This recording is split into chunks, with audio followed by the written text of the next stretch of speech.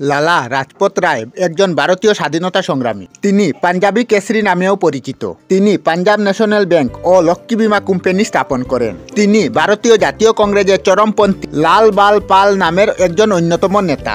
1865 সালের 28শে জানুয়ারি পাঞ্জাবে লালা রাজপথ রায় জন্মগ্রহণ করেন। তার পিতার নাম মুন্সি রাধাকৃষ্ণ আজাদ। তিনি কিছু সময় হরিয়ানার রুদক শহরে বসবাস করতেন। তিনি ভারতের জাতীয় কংগ্রেসের নেতা বাল গঙ্গাধর তিলক এবং বিপিনচন্দ্র পালের লাল বাল পাল নামে অভিহিত হয়েছিলেন। এই তিন নেতারাই ভারতে সর্বপ্রথম ব্রিটিশ থেকে ভারতের স্বাধীনতার প্রথম দাবি করেন। পরবর্তী সময়ে সমস্ত ভারতবাসী এই আন্দোলনে জড়িয়ে পড়ে। তিনি স্বামী দয়ানন্দ সরস্বতীর সহিত আর্য সমাজকে পাঞ্জাবে জনপ্রিয় করে তুলে তিনি অনেক স্থানে দুঃখ দরিদ্রদের জন্য শিবির স্থাপন করে লোকেদের সেবা করেছিলেন। তিনি 1928 সালে 30শে অক্টোবর সাইমন কমিশনের বিরুদ্ধে প্রদর্শন করে লাঠিচার্জের আঘাতে তিনি গভীর আহত হন। গুরুতর আহত হয়ে তিনি বলেন, আমার শরীরে পড়া ব্রিটিশের প্রহার ব্রিটিশদের ধ্বংসের কারণ হয়ে উঠবে। ব্রিটিশদের আঘাতে গুরুতর আহত হওয়ার কারণে 1928 সালের 17ই নভেম্বর তারিখে তার মৃত্যু হয়। লালার মৃত্যুর ফলে সমগ্র দেশ উত্তেজিত হয়ে ওঠে। চন্দ্রশেখর আজাদ, ভগৎ সিং, রাজগুরু, সুখদেব ও অন্যান্য স্বাধীনতা সংগ্রামীরা লালার মৃত্যুর প্রতিশোধ নেওয়ার প্রতিজ্ঞা করেন।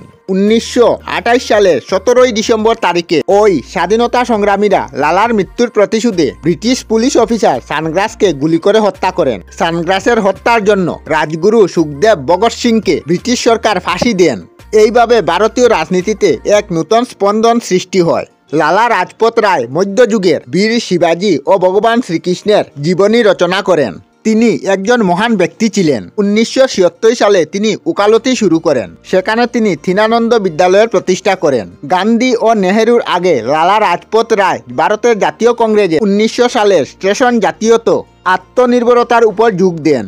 তিনি মহাত্মা গান্ধী, অরবিন্দ ঘোষ, বাল গঙ্গাধর তিলক অন্যান্য রাজনৈতিককারীদের মধ্যে একজন ছিলেন। লালা রাজপথ রায় উচ্চতম বিদ্যা অর্জনের জন্য 1907 সালে মার্কিন যুক্তরাষ্ট্র যান এবং শিক্ষা শেষ করে ভারতে এসে 1920 সালে কলকাতা কংগ্রেসের বিশেষ অধিবেশনের সভাপতি হন।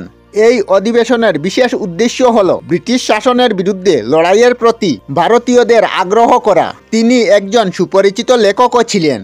তিনি বেশ কিছু বই লিখেন। তিনি হিন্দি ভাষায় শিবাজী ও শ্রীকৃষ্ণের জীবনী রচনা করেন ও পাঞ্জাবে হিন্দি ভাষার প্রচলন করেন। 1928 সালে লাহোরে ব্রিটিশ শাসনের সাইমন কমিশন ভারতে আসার বিরোধিতে তিনি একটি শান্তিপূর্ণ মিছিল করেন।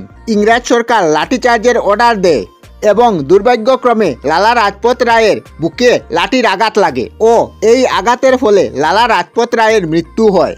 এই হত্যার প্রতিশোধের জন্য ভগৎ সিং ও তার সহযোগীরা স্কটকে হত্যা করার চেষ্টা করে, কিন্তু স্কটের পরিবর্তে তারা ভুল করে তার পুলিশ সহকারী পুলিশ সুপার সারেন্ডারকে হত্যা করে।